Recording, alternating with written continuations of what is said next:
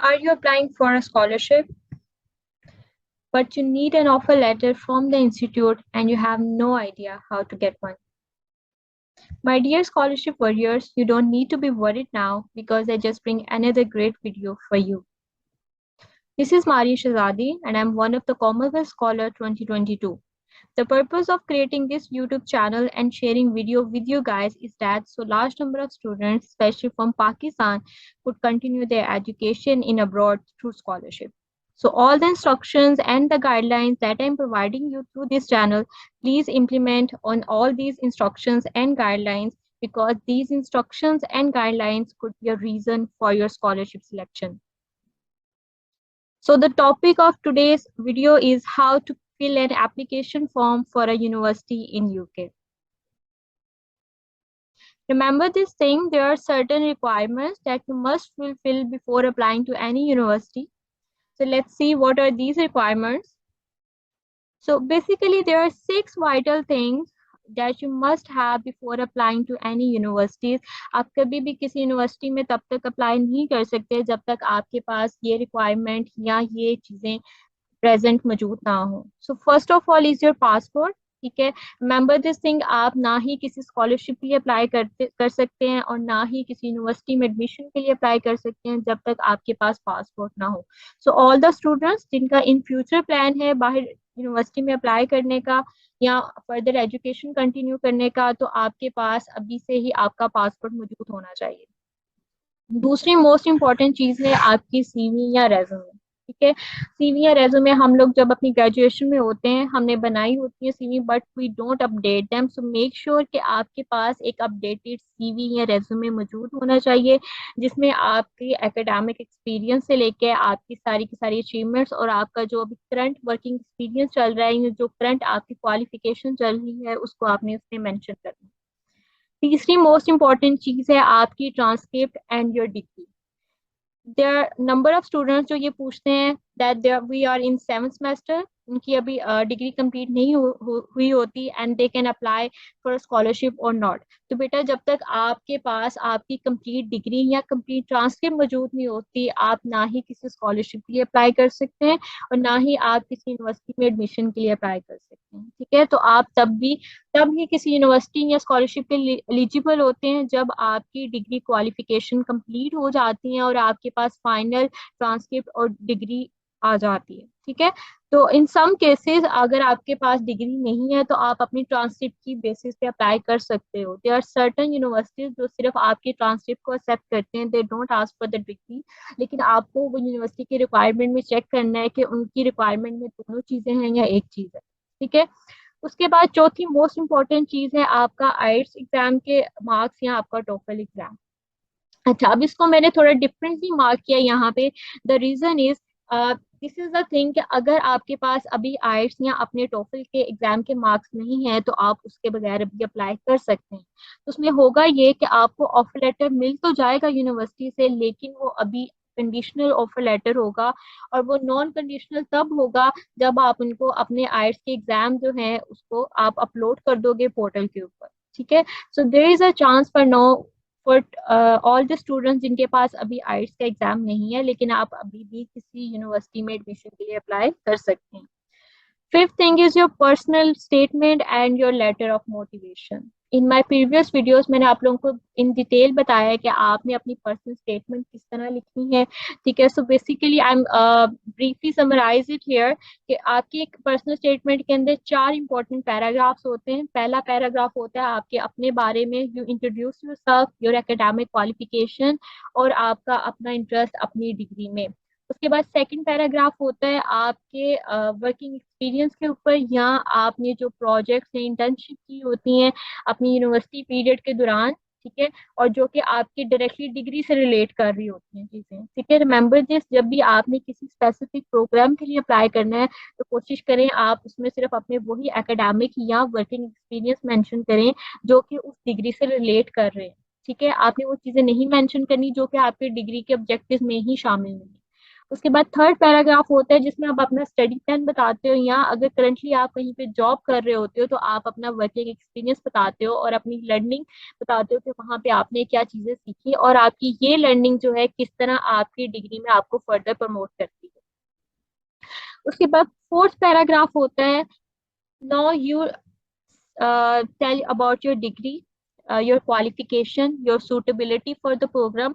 अब आपने बताना है कि आप जिस स्पेसिफिक स्कॉलरशिप, ठीक है, या आप जिस स्पेसिफिक यूनिवर्सिटी को टारगेट कर रहे हैं तो आप उस यूनिवर्सिटी में ही क्यों अप्लाई करना चाहते हैं, या उस यूनिवर्सिटी में अप्लाई करने से आपकी डिग्री के ऑब्जेक्टिव्स किस तरह फुलफिल होते हैं। ठीक है, तो आपने उन्हें रीजन देनी है कि there are number of universities, तो आप आखिर इसी एक यूनिवर्सिटी में ही क्यों अप्लाई करना चाहते हैं। So you must give your reason, और then you close your personal statement with a closing statement. Like अगर आपको फर्दर कोई इन्फॉर्मेशन चाहिए रिगार्डिंग योर एकेडमिक क्वालिफिकेशन तो you can ask from me, और then you just close your personal statement with a closing statement. उसके बाद आपके पास six most important चीज होती है आपके रेफरेंसेस। नॉर्मली जब भी हम किसी स्कॉलरशिप या यूनिवर्सिटी के लिए अप्लाई करते हैं we must give at least two references.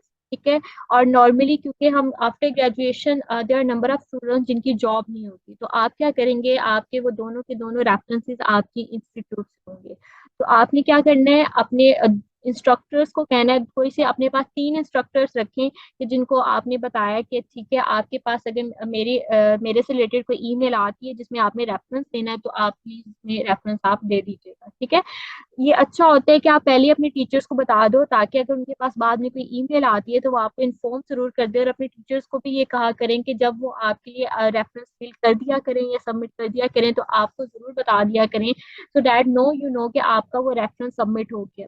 कुछ जगहों पे बच्चों की स्कॉलरशिप्स या उन्हें यूनिवर्सिटी में एडमिशन इस वजह से भी नहीं मिलता कि उनके जो रेफरेंस जो होते हैं, जो उनके रेफरेंस होते हैं, उन्होंने रेफरेंस नहीं दिया होता अगेंस्ट दैट स्टूडेंट। तो ये भी वन ऑफ द रीजन होती है कि आपकी सारी की सारी रिक्वायरमेंट्स फुलफिल नहीं हुई तो आपकी एप्लीकेशन सक्सेसफुल ही नहीं होती। ठीक है, so these are the six most important thing जो कि आप लोगों के पास मौजूद होनी चाहिए आप जब भी किसी स्कॉलरशिप या यूनिवर्सिटी में अप्लाई कर रहे हैं। तो जब आपके पास ये सिक्स रिक्वायरमेंट्स कंप्लीट हो जाए, after that you are ready to apply in any scholarship and in any university admission.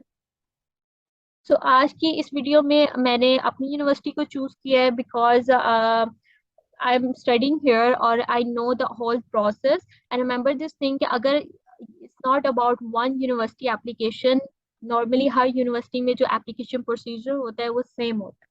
So if I talk about the Imperial College London, then it ranks seventh in the world in the QS World Universities rankings. Imperial College London is a one-of-a-kind institution in the UK which focus on science, engineering, medicine, and business fields. And I really hope कि बहुत सारे बच्चे जो universities में apply कर रहे हैं उनमें से बहुत सारे बच्चे इंपीरियल कॉलेज में भी अप्लाई जरूर करने वाले because there are number of fields जो कि आपकी फील्ड से रिलेटेड हो सकती है। So let's get started. Now we're going to fill an application form for Imperial College.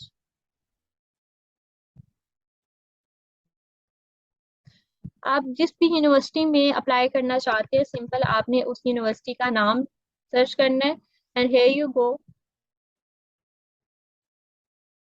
ठीक है, नॉर्मली हर यूनिवर्सिटी का जो हमारे पास स्टार्टिंग पेज होता है वो सेम होता है। नॉर्मली उसमें आपकी बेसिक इंफॉर्मेशन होती है for the student so that they can assess the information and find out like क्या करना चाह रहे हैं, किस चीज़ के बारे में इंफॉर्मेशन लेना चाह रहे हैं, स्टडी से रिलेटेड या एडमिशन से रिलेटेड। तो नॉर्मली जो एक आइकॉन हमें यहाँ पे नजर आ रहा है स्टडी का, वो आप चाहे किसी भी यूनिवर्सिटी के पोर्टल को ओपन कर लें, किसी भी यूनिवर्सिटी की वेबसाइट को खोल लें, नॉर्मली ये आइकॉन आपको हर एक में मिलेगा। और नॉर्मली अंडर स्टडी आइकॉन आप जो है किसी भी यूनिवर्सिटी में एडमिशन के लिए अप्लाई करना होता है, you apply through this study style. अच्छा, इसमें अब स्टडी में हमारे पास दो चीजें आ गई हैं, under graduate and post graduate. Normally अभी हम शिवलिंग की स्कॉलरशिप को फोकस कर रहे हैं, so you guys must be applying for the post graduate degree. तो आपने क्या करना है, आप जिस भी डिग्री के लिए अप्लाई करना चाहते हैं आपने उसके अंदर देखना है there will be an option how to apply, तो you must click that option.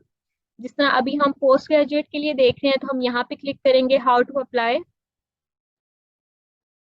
अब यहाँ पे हमारे पास नंबर ऑफ ऑप्शंस आ गए हैं। ठीक है, वो आपको एंट्री रिक्वायरमेंट भी बताएंगे कि how you can apply for this university, ठीक है। और आपकी एंट्री रिक्वायरमेंट्स क्या क्या हैं यूनिवर्सिटी में अप्लाई करने से पहले, एंड आफ्टर दैट कि आपका सिलेक्शन प्रोसेस जो है वो किन किन चीज़ों पे बेस कर रहा होगा। उसके अलावा वो आपके पास मल्टीपल इंस्ट्रक्शंस भी आपको प्रोवाइड करते हैं कि वंस यू अप्लाई तो उसके बाद अब आपने क्या करना है। There are certain task that you have to do, या you just have to wait for the response from the university. तो सबसे पहले हम लोग इसकी व्यू एंट्री रिक्वायरमेंट्स देख लेते हैं। तो नॉर्मली एंट्री रिक्वायरमेंट्स में आपकी एकेडमिक रिक्वायरमेंट होती है। एकेडमिक रिक्वायरमेंट में अब इन सब रिक्वायरमेंट्स में वो तमाम चीजें जो मैंने आप लोगों को कुछ देर पहले बताई हैं कि देयर आर 6 एसेंशियल थिंग्स, उनको आपने कंप्लीट करना है। तो एक रिक्वायरमेंट है आपकी एकेडमिक रिक्वायरमेंट, यानी आपकी ट्रांसक्रिप्ट और आपकी डिग्री, ठीक है। तो ये दोनों चीजें आप लोगों के पास होनी चाहिए। इसको हम क्रॉस वेरीफाई भी कर रहे हैं यूनिवर्सिटी के साथ। दूसरी चीज है आपकी इंग्लिश लैंग्वेज रिक्वायरमेंट, ठीक है। वो डिपेंड करता है यूनिवर्सिटी पे।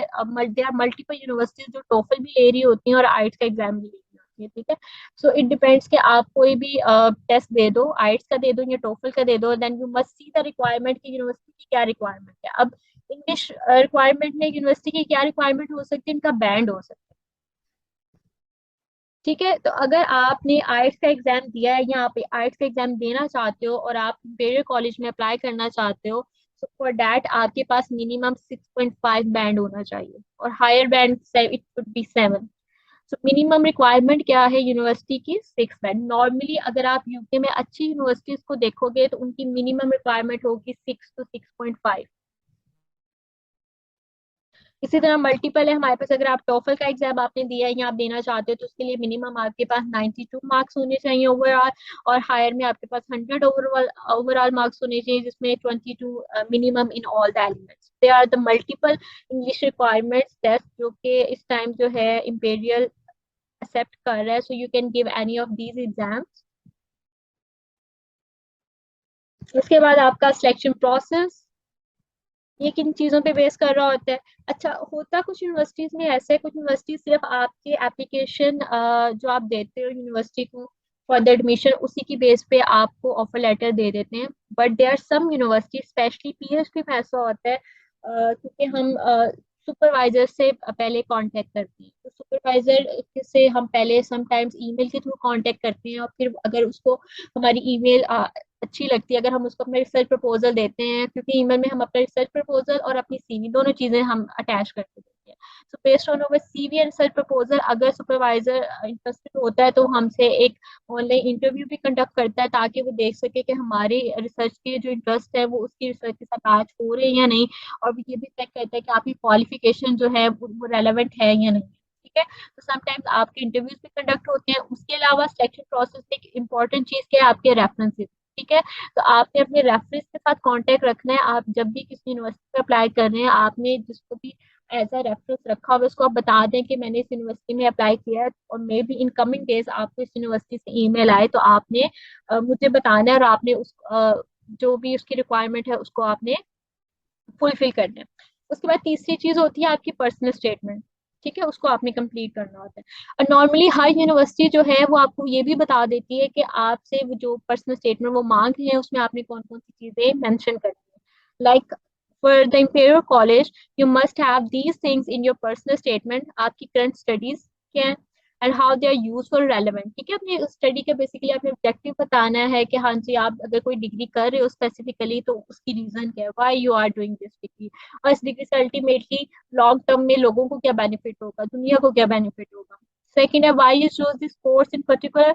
ये भी आपकी दोनों क्वेश्चंस आपके पहला पैराग्राफ में आ जाएंगे, ठीक है। उसके बाद ये आपका सेकंड पैराग्राफ होगा, relevant work experience and skills, ठीक है। अगर आपके पास वर्क एक्सपीरियंस नहीं है तो आपने जितने भी नंबर ऑफ प्रोजेक्ट्स किए होते हैं अपने बैचलर्स में या इंटर्नशिप की होती हैं उनको आपने यहाँ पे इन डिटेल मेंशन करना है। And your skills as well, ठीक है। अगर आपने किसी सॉफ्टवेयर के ऊपर काम किया है, ऑब्वियसली स्किल्स में आपके प्रोजेक्ट्स इंक्लूड हो जाएंगे, ठीक है। तो ये सारी चीजें आपके सेकंड पैराग्राफ में आ जाएंगी। उसके बाद सेकंड पैराग्राफ में ही आप इसको इंक्लूड करते हो अपनी एक्स्ट्रा करिकुलर एक्टिविटीज और अपने इंटरेस्ट, ठीक है। अगेन आपने अपना ऐसा कोई इंटरेस्ट नहीं बताना जो कि आपकी डिग्री से रिलेट नहीं कर रहा, ठीक है। जैसे आपका इंटरेस्ट क्या है, ट्रैवलिंग एक इंटरेस्ट है या साइकिलिंग एक इंटरेस्ट है, ठीक है। तो उसका आपकी डिग्री से कोई लिंक नहीं है डायरेक्ट, ठीक है। तो आपने अपने इस तरह के इंटरेस्ट मैच नहीं करने, मेंशन नहीं करने जो कि आपकी डिग्री से रेलेवेंट ही नहीं है। You always mention your interest. अगर कोई बच्चा आईटी से है, ठीक है, या कंप्यूटर की फील्ड से, तो अगर वो कोडिंग या प्रोग्रामिंग को एज ए इंटरेस्ट इंक्लूड करता है तो एक अच्छी बात है, ठीक है। इट मीन्स कि वो अपनी डिग्री को एज अ वर्क कंसीडर नहीं करता, because it's just like his interest and hobby, so he loves to do that thing. ठीक है। तो आपने अपने इंटरेस्ट को भी इस तरह करना है कि वो आपके डिग्री प्रोग्राम के साथ मैच हो। उसके बाद आपके पास जो नेक्स्ट पैराग्राफ आता है, why you chose this university. ठीक है। अब आपने ये बताना है कि इस स्पेसिफिक यूनिवर्सिटी को ही क्यों चूज किया, आपको क्यों लगता है अगर आप ये डिग्री इस यूनिवर्सिटी से करते हैं तो ये आपके लिए एक बेस्ट डिसीजन होगा आपका। ठीक है। सो आप, ये बात आपको कैसे पता चलती है, when you Google about the universities. आप ये देखते हैं यूनिवर्सिटी किस चीज में अच्छी है, मेडिसिन में अच्छी है, कुछ यूनिवर्सिटीज आईटीज में अच्छी होती हैं, कंप्यूटर में अच्छी होती हैं। तो आप ये देखें उनकी वर्ल्ड रैंकिंग क्या है, या उस वहाँ पे रिसर्च लेवल क्या चल रहा है। ठीक है। कुछ यूनिवर्सिटीज होती है वो specific to the programme research करवा रही होती हैं। तो आपने ये देखना है कि आपकी डिग्री से रिलेटेड ऐसी क्या चीज है, अगर आप इस यूनिवर्सिटी से पढ़ते हैं तो आपके लिए एक बेस्ट डिसीजन हो सकता है। उसके बाद आपका कंक्लूडिंग पैराग्राफ है, ठीक है, जिसमें आपने ये बताना होता है कि if you need any further information then you can contact me, and this is how you just close your personal statement. ठीक है। आई थिंक हमने जो है अपनी सिलेक्शन प्रोसेस की रिक्वायरमेंट भी डिस्कस कर ली है। ठीक है। अगेन ये सारी वो चीजें हैं जो मैं आपको ऑलरेडी बता चुकी हूँ, और हमेशा आप चाहे कहीं पे भी अप्लाई करें, आपने यही बेसिक 4-5 चीजें फुलफिल करनी होती हैं।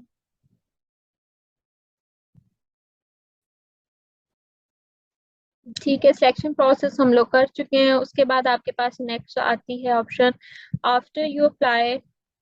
तो आफ्टर यू अप्लाई आपने क्या करना होता है, हाँ जी, जब आप अप्लाई कर देते हो आपको ऑफर लेटर मिल जाता है, तो आपको एक कास्ट नंबर मिलता है। कास्ट नंबर बेसिकली आपके पास वीजा, जब आप वीजा के लिए अप्लाई करते हो उसमें आपको चाहिए होता है। सो ये आपके एडमिशन लेटर मिलने से बाद की चीजें हैं। सो हम स्टार्ट में आ जाते हैं यहाँ पे, हाउ टू अप्लाई। ठीक है। यहाँ पे आपके पास नंबर ऑफ प्रोग्राम सारे के सारे आ जाते हैं कि हाँ जी, आपने पोस्ट ग्रेजुएट में किस लेवल के ऊपर आप किस डिग्री प्रोग्राम में अप्लाई करना चाहते हो, आप किसी मास्टर्स प्रोग्राम के लिए अप्लाई करना चाह रहे हो या रिसर्च प्रोग्राम के लिए। ठीक है। तो यू हैव टू चूज कि आप किस डिग्री प्रोग्राम के लिए अप्लाई करना चाहते हो। तो अभी हम मास्टर्स के लिए देख रहे हैं।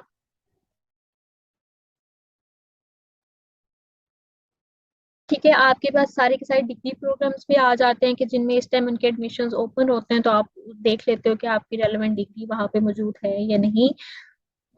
उसके बाद एविडेंस में आपने अपनी इंग्लिश रिक्वायरमेंट सबमिट करवानी होती है। आफ्टर डैट आपने अपने रेफरेंसेस जो हैं वो सबमिट करवाने होते हैं, जिसमें आपने अपने रेफरी का नाम, उसकी पोस्ट और उसका ईमेल एड्रेस देना होता है। तो एटलीस्ट आपके पास अ, 2 सूटेबल रेफरीज होने चाहिए। ठीक है। अगर आप ऑलरेडी जॉब कर रहे हो तो you can have an reference और a referee from your job, and एक रेफरी आप ले सकते हो अपने इंस्टीट्यूट से जहाँ पे आपने अपनी प्रीवियस एजुकेशन कंप्लीट की होती है। उसके बाद आपने पर्सनल स्टेटमेंट देनी होती है। Okay. So this is important thing. पहले ऐसा होता था कि जब भी आप किसी यूनिवर्सिटी में एडमिशन के लिए अप्लाई करते थे तो उनकी कोई एप्लीकेशन फी नहीं होती थी। ठीक है। नॉर्मली फ्री होता था। लेकिन अब क्या है कि there are certain university, special जो अच्छी यूनिवर्सिटीज होती हैं, उन्होंने क्या किया है, एक एप्लीकेशन फी रख ली है, जो कि जब भी आप किसी एप्लीकेशन एडमिशन के लिए अप्लाई करते हो तो वो फी आपको देनी होती है, और तभी आप अप्लाई कर सकते हो आप किसी यूनिवर्सिटी में एडमिशन के लिए। तो नॉर्मली ये कुछ होती है like for the masters programme आपने 80 पाउंड सबमिट करवाने हैं, for the MSc at the business school उसके लिए आपने 100 पाउंड। ठीक है। वो आपको सारी इंफॉर्मेशन प्रोवाइड कर देते हैं कि किस डिग्री प्रोग्राम के लिए कितनी एप्लीकेशन फी है। तो अगर सेम अगर आप किसी यूएससी की यूनिवर्सिटी में अप्लाई करते हो तो वहाँ पे ये भी अराउंड अबाउट होता है $70, $80 या $100, मैक्सिमम $100 होते हैं आप कहीं पे भी अप्लाई करते हो। अब इसके लिए भी हमारे पास एक अल्टरनेटिव है कि वो बच्चे जो एप्लीकेशन फी नहीं दे सकते। ठीक है। नॉर्मली वी नो के हमारी स्कॉलरशिप के लिए जो मिडिल क्लास के स्टूडेंट्स होते हैं वो ज्यादा अप्लाई करते हैं, because they are applying for the scholarship. So again, giving an application fee, this is also a trouble for them. So उन्होंने भी उसके लिए एक alternative रखा हुआ है, application fee waiver for all the students जो कि application fee नहीं दे सकते, and they are not financially strong enough to pay their application fee. So there is an option कि आप fee waiver के लिए apply कर सकते हो। ठीक है। ये भी हर यूनिवर्सिटी पे डिपेंड करता है। कुछ यूनिवर्सिटीज जो है वो आपको फी वेवर देती है, कुछ यूनिवर्सिटीज आपको नहीं फी वेवर देती। ठीक है, तो जैसे आप यूनिवर्सिटी का वेबसाइट ओपन करते हो, वहाँ पे चेक करते हो, आपको सारी इंफॉर्मेशन वहाँ पे पता चल जाती है। So there is like complete package जिसमें उन्होंने सब कुछ बताया हुआ है, ओवरव्यू एंड एवरीथिंग के। ठीक है, even there are certain post graduate courses जिनकी एप्लीकेशन फी है ही नहीं है, जैसे रिसर्च कोर्सेज हैं, आपके पीजी सर्टिफिकेट्स हैं, पीजी डिप्लोमास हैं, तो यहाँ पे आपको एप्लीकेशन फी देने की जरूरत नहीं है। और इवन आप पीएचडी, कुछ पीएचडी प्रोग्राम्स भी है जहाँ पे भी आप अप्लाई करने के लिए आपको एप्लीकेशन फी देने की जरूरत है। ठीक है, सो दे आर सर्टेन रिक्वायरमेंट्स जिनको आपने देखना है कि आप फुलफिल कर पा रहे हो, तो तभी आप एप्लीकेशन फी वेवर के लिए अप्लाई कर सकते हो। लाइक ठीक है जी, ये उन्होंने एलिजिबिलिटी क्राइटेरिया बताया हुआ है। सो अगेन आपका एलिजिबिलिटी क्राइटेरिया मेन क्या है कि you are suffering from the financial hardship, तो उसकी वजह से आप जो अपनी एप्लीकेशन फी नहीं दे सकते। ठीक है, और अगर बेसिकली मैं आपको बताऊं, वो अंडर ग्रेजुएट स्टूडेंट्स जो अभी ग्रेजुएट हुए हैं and they don't have any job, तो वो भी अप्लाई कर सकते हैं। नॉर्मली आई थिंक कि सब बच्चों को अप्लाई करना चाहिए अगर आपकी यूनिवर्सिटी में आपके पास फी वेवर की ऑप्शन है। तो if you are having a job और if you don't having a job, तो we all know कि like how much or what sort of the salary we are getting from the job, so ultimately वो हमारे लिए इतनी नहीं होती कि हम किसी भी यूनिवर्सिटी के लिए अप्लाई कर सके और उसकी हम फी पे करें। ठीक है, तो I really support this thing कि सब बच्चे जो है फी वेवर के लिए अप्लाई जरूर करें। ठीक है, जिसको मिल जाती है बहुत अच्छी बात है, जिसको नहीं मिलती वो अ, शायद उस यूनिवर्सिटी में अप्लाई ना करे, किसी और में देख ले। लेकिन देर आर लाइक 90% चांसेस कि जब आप फी वेवर के लिए अप्लाई करते हैं तो आपको फी वेवर मिल जाता है। I applied to more than 7 universities in UK and there are some of the universities जहाँ पे एप्लीकेशन फी नहीं देना पड़ी थी मुझे, but there are some universities there was an like application fee that I had to submit, लेकिन मैंने वहाँ पे एप्लीकेशन फी वेवर की रिक्वेस्ट की and my application fee got waived, तो मुझे वहाँ पे किसी भी किस्म की एप्लीकेशन फी देना नहीं पड़ी। ठीक है, तो सब बच्चे अप्लाई करें, लाइक देयर आर 90% चांसेस आपको फी वेवर मिल जाता है। ठीक है, उसके लिए आपके पास क्या है, एक एप्लीकेशन फॉर्म होता है, you will download this form. After downloading this form आपने क्या करना है, उसको फिल करना है और आपने उसको यहाँ पे सबमिट करवा देना। ठीक है, तो सेम प्रोसेस आपकी बाकी यूनिवर्सिटीज के लिए भी होता है। Alright ji, that's it. ठीक है, this is all the information जो आप लोगों को पता होनी चाहिए before applying to university admission. तो अब हम बात कर लेते हैं यूनिवर्सिटी एडमिशन की, तो हमने कैसे अप्लाई करना है। We come to this option, how to apply. ठीक है, और यहाँ पे हमने सेलेक्ट करना है apply for a masters course. जब आप नीचे स्क्रॉल डाउन करेंगे तो आपके पास ये ऑप्शन आ जाएगी अप्लाई ऑनलाइन। जैसे ही हम अप्लाई ऑनलाइन करेंगे तो हमारा पोर्टल खुल जाएगा। ठीक है, लाइक क्योंकि ऑलरेडी मैंने यहाँ पे एप्लीकेशन सबमिट करवाई हुई थी, इसलिए आपके पास बेसिकली ये पोर्टल ओपन होगा। यहाँ पे आपने क्या करना है, अपने क्रेडेंशियल्स लॉग इन करने हैं। ठीक है, if you don't have account तो आपने सबसे पहले इसको करना है रजिस्टर थ्रू क्रिएट अकाउंट। ठीक है, यहाँ से आपने क्या करना है, उसको फिल कर लेना है, जो मैंने अपनी डिटेल एंटर करनी है। ठीक है, अपना first name, middle name, last name. ठीक है, नेम जब भी आप यहाँ पे अपना मेंशन करें तो मेक श्योर कि आपका जो पासपोर्ट पे नाम है एग्जैक्टली वही नाम आपका यहाँ पे होना चाहिए। अपनी date of birth, gender, email address, confirm email address. ठीक है, आपने अपना कोर्स का बताना है कि आप किस कोर्स में अप्लाई करना चाह रहे हैं। लेट्स से कि हम अभी मास्टर्स के लिए देख रहे हैं, तो हम ये सिलेक्ट करेंगे पोस्ट ग्रेजुएट डॉट। उसके बाद आपने उन्हें बताना है कि आप कब स्टार्ट करना चाह रहे हो अपना ये प्रोग्राम। ठीक है, so you will say autumn 2022 and 2023। Autumn में नॉर्मली आपके सितंबर एंड अक्टूबर में आपके एडमिशन होते हैं। स्प्रिंग आप चूज नहीं करेंगे, मार्च अप्रैल, क्योंकि वो आपके लिए बेनिफिट नहीं होगी अभी के लिए, तो यू मस्ट सेलेक्ट ऑटम। और आप इसमें क्या सिलेक्ट करोगे, ऑटम 2023 2024, क्योंकि ऑटम 2022 जो है वो भी स्टार्ट हो चुका हुआ है। उसके बाद आपने अपना पासवर्ड और इस पासवर्ड को कंफर्म पासवर्ड, दोनों बेसिकली आपने पासवर्ड रिपीट करने हैं। तो आपने इसको जब you will click create account, तो आपका अकाउंट क्रिएट हो जाएगा। और ठीक है, मेक श्योर जब आप अपना पासवर्ड क्रिएट कर रहे हो तो आपने इस इंस्ट्रक्शन का ध्यान रखना है कि आपका पासवर्ड ऐसा होना चाहिए जिसमें आपका एक अपर केस लेटर भी हो, एक लोअर केस लेटर भी हो, एक नंबर भी हो और कोई आपने एक स्पेशल कैरेक्टर भी यूज करना है। जब आपकी ये चारों रिक्वायरमेंट फुलफिल होंगी तभी आप अपना अकाउंट क्रिएट कर सकते हैं, अदरवाइज इसमें एरर आता है फिर। ठीक है, once you done this thing तो आपका अकाउंट क्रिएट हो जाएगा। तो आपने आ जाना है साइन इन पे। साइन इन पे मेरा ऑलरेडी क्रेडेंशियल्स लॉग इन हुए हुए हैं तो हम इसको साइन इन करेंगे simple. So after that, okay, so if I tell you about me, तो मैंने दो दफा बल्कि तीन दफा मैंने अप्लाई कर चुकी हूँ इंपीरियल में, and before two times I have the offer letter from the university, but again मेरे पास फंडिंग नहीं थी। But when I apply last time, मैंने ऑटम 2022 2023 के लिए अप्लाई किया था, then I got the letter and I show you guys. So I received two offer letters from the Imperial. एक मेरा ऑफर लेटर कंडीशनल था क्योंकि तब मेरे पास आइट्स का एग्जाम नहीं था। ठीक है, सो तब तक मैंने आइट्स नहीं दिया था, तो तब उन्होंने मुझे दिया था कंडीशनल ऑफर लेटर जिसमें मेरे पास ये कंडीशन थी that I must pay 10% deposit towards my tuition fee, and apart from that मेरा आइट्स का एग्जाम रहता था। ठीक है, तो आपके पास पहले ऑफर लेटर आपको मिल जाता है, लेकिन वो तब कुछ इस तरह से दिखता है, योर ऑफर इज कंडीशनल। ठीक है, यानी देयर इज सम रिक्वायरमेंट जो आपने अभी फुलफिल नहीं की, but you have to fulfil it to get a unconditional offer letter. ठीक है, और फिर बाद में ये मुझे अनकंडीशनल ऑफर लेटर मिल गया था जब मेरी सारी की सारी रिक्वायरमेंट्स कंप्लीट हो गई थी, और अब इसमें ऐसी कोई रिक्वायरमेंट नहीं है जो कि मुझे फुलफिल करनी थी। सो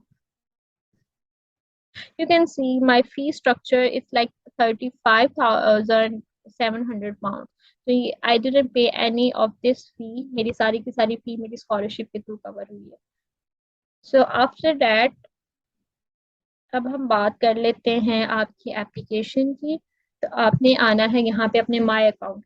ठीक है, क्योंकि अब हम पहली दफा अप्लाई कर रहे हैं तो नॉर्मली जब आप लोग यहाँ पे आएंगे तो आपकी माई एप्लीकेशन में कुछ नहीं होगा, तो आपने क्या करना है, क्रिएट अ न्यू एप्लीकेशन पे क्लिक करना है। ठीक है, चाहे किसी भी यूनिवर्सिटी का पोर्टल है, नॉर्मली वहाँ पे सारी की सारी सेम यही इंस्ट्रक्शन फॉलो हो रही होती है। ठीक है, तो अब आपने यहाँ पे डिसाइड करना है कि आप किस डिग्री प्रोग्राम के लिए अप्लाई करना चाहते हो। सो वी मोस्टली शिवनिंग या कॉमनवेल्थ के लिए पोस्ट ग्रेजुएट टॉट प्रोग्राम्स वो में आपको बेसिकली वो स्कॉलरशिप दे रहे होते हैं, तो हम इसी को सिलेक्ट करेंगे।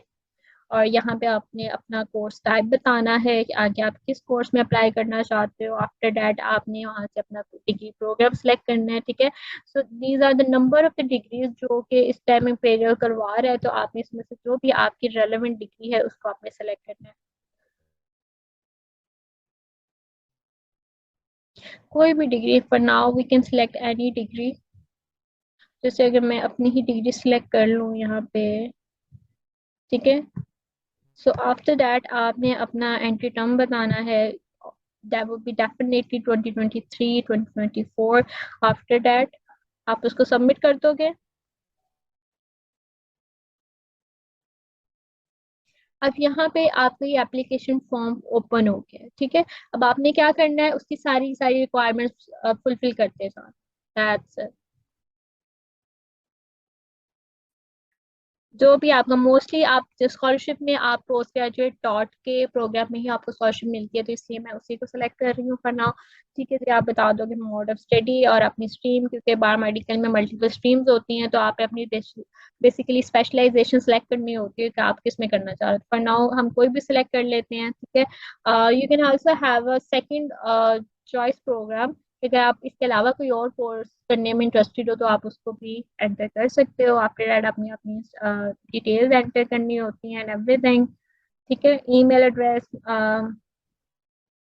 होम एड्रेस, अपनी नेशनैलिटी, कंट्री ऑफ बर्थ। ठीक है, I think these are the basic thing that you can enter. ठीक है, नॉर्मली क्योंकि अगर आप पाकिस्तान से अप्लाई कर रहे हैं तो आपको वीजा रिक्वायरमेंट है आपके लिए। ठीक है, so you would require a visa, तो इसको आप यस कर दोगे एंड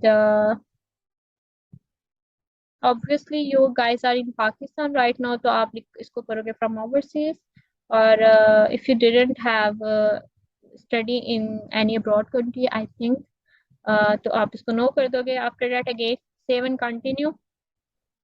ठीक है, I think this is the easiest part, क्योंकि अब आपके पास एप्लीकेशन फॉर्म खुल गया और आपने सिर्फ उसमें जो आपकी डिटेल जो है, जो रिक्वायरमेंट है, उसको आपने फुलफिल कर देना है। ठीक है, तो यहाँ पे टोटल आपके जिसमें पहली रिक्वायरमेंट थी, आपने अपने प्रपोज स्टडीज के बारे में और पर्सनल इन्फॉर्मेशन बतानी है। दूसरा आपका थोड़ा सा प्रोफेशनल है, एकेडमिक एक्सपीरियंस रिलेटेड है, उससे रिलेटेड सारी डिटेल एंटर करनी है।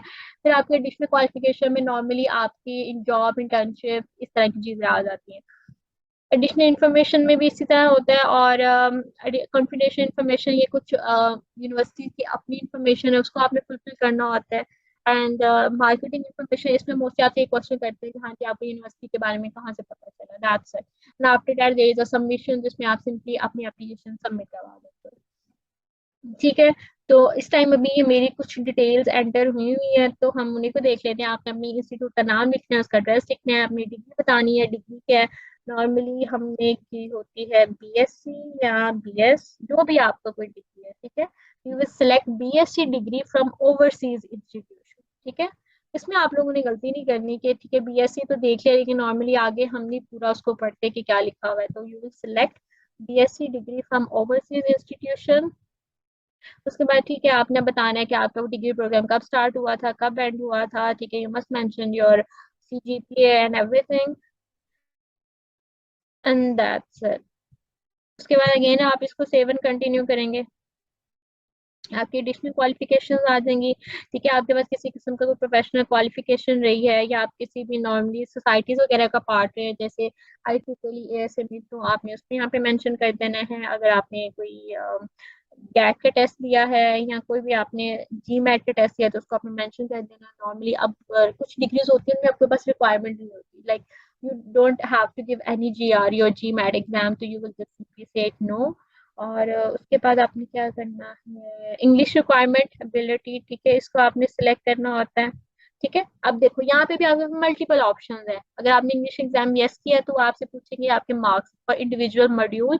अगर आपने टेस्ट नहीं दिया, देयर इज आल्सो ऑप्शन कि आपने टेस्ट दे दिया लेकिन अभी आपके पास आपके रिजल्ट नहीं आए। नॉर्मली एक आइट्स का एग्जाम, अगर आप रिटर्न बेस्ड आइट्स का एग्जाम देते हो, ठीक है, दो तरह के होते हैं। कंप्यूटर बेस्ड आइट्स का एग्जाम होता है, एक रिटर्न बेस्ड होता है। अगर आपने रिटर्न बेस्ड दिया तो उसमें आपको 13 डेज लगते हैं टू गेट योर रिजल्ट। और अगर आपने कंप्यूटर बेस्ड आइट्स का एग्जाम दिया तो उसमें आपके पास 5 दिन में आपका रिजल्ट आ जाता है। ठीक है, so it could be the possibility कि आपने टेस्ट दे दिया होगा लेकिन आपके पास अभी रिजल्ट नहीं आया, then you will select your option. अगर आपने नहीं दिया आइट्स, अगर आप आइट्स का टेस्ट प्लान कर रहे हो देना, तो आप उसको भी सिलेक्ट कर सकते हो। And you know there is a multiple, and I think I am exam, तो नॉर्मली पाकिस्तान के लिए एग्जामेशन नहीं होती है आपके पास। ठीक है, नॉर्मली जो यूरोपियन कंट्रीज में जो बच्चे रहते हैं उनके लिए एग्जामेशन होती है, क्योंकि ऑलरेडी उनकी जो मदर लैंग्वेज है वो इंग्लिश होती है।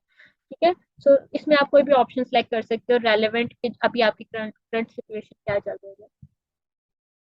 Again you will go save and continue. उसके बाद आपने अपनी यहाँ पे एडिशनल इन्फॉर्मेशन डालनी है। ठीक है, अपना प्रोफेशनल एक्सपीरियंस में आपने क्या डालना होता है, कि कोई भी आपका ऐसा वर्क एक्सपीरियंस। अगेन आपने अपनी स्कॉलरशिप में या अपनी यूनिवर्सिटी के एप्लीकेशन में या अपनी पर्सनल स्टेट में कोई ऐसी इंफॉर्मेशन नहीं एंटर करनी जो आपकी डिग्री से रेलेवेंट ना हो। ठीक है, आप वही चीजें मेंशन करोगे जो आपकी डिग्री से रेलेवेंट होंगी।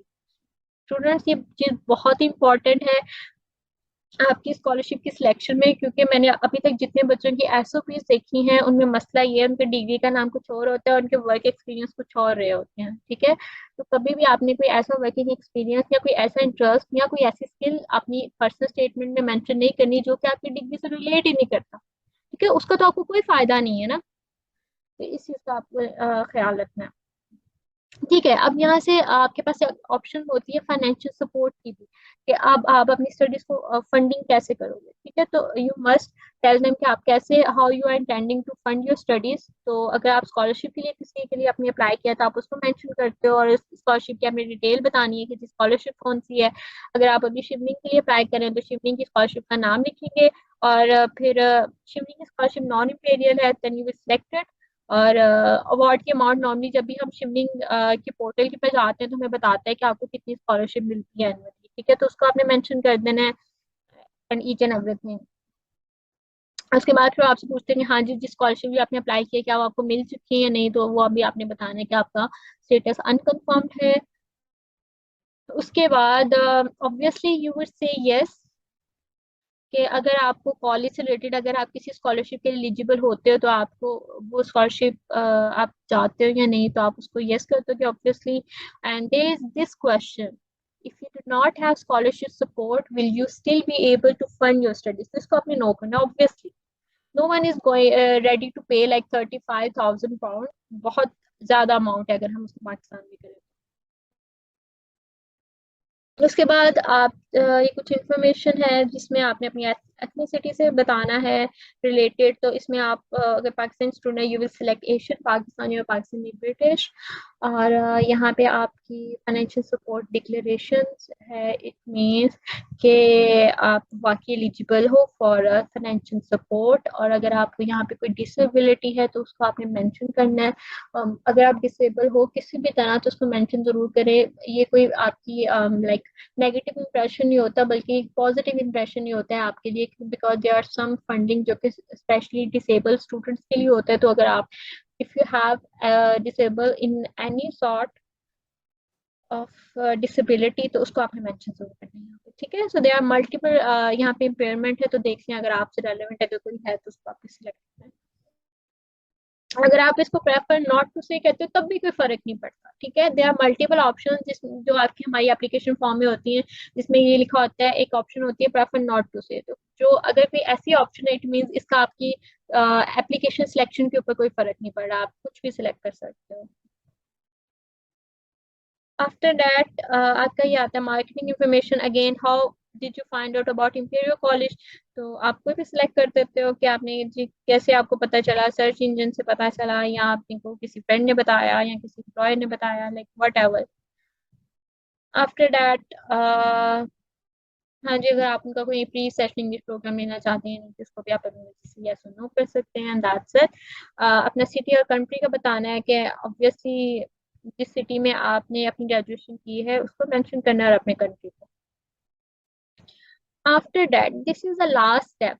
यहाँ पे अब आपने क्या करना है, यू लाइक डिक्लेयर कि आपने जितनी भी इंफॉर्मेशन प्रोवाइड की है वो सारी की सारी ट्रू थी, और यहाँ पे अपना नेम और सिग्नेचर करते हो। After that when you submit click submit scholarship, अब क्योंकि हमने यहाँ पे मल्टीपल चीजें फिल नहीं की थी तो उन्होंने बता दिया जी यहाँ पे आपने इंफॉर्मेशन जो है एंटर करनी है अभी।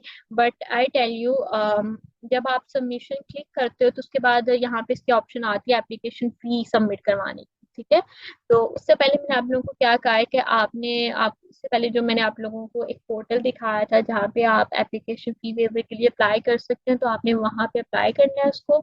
और नॉर्मली विद इन 2 डेज आपको रिप्लाई बैक आ जाते हैं and they ask for a proof, कि आपने वो प्रूफ किसी भी तरह बताना होता है अपने मंथली एक्सपेंसेस के थ्रू, अपने बिल के थ्रू, या आपका जो है सैलरी स्लिप के थ्रू, ठीक है। So you must have some sort of a tangible evidence जो आप उनको दिखा सको कि आप फाइनेंशियली अनस्टेबल हो अभी, इसलिए आप अपनी एप्लीकेशन फी सबमिट नहीं करवा सकते, ठीक है।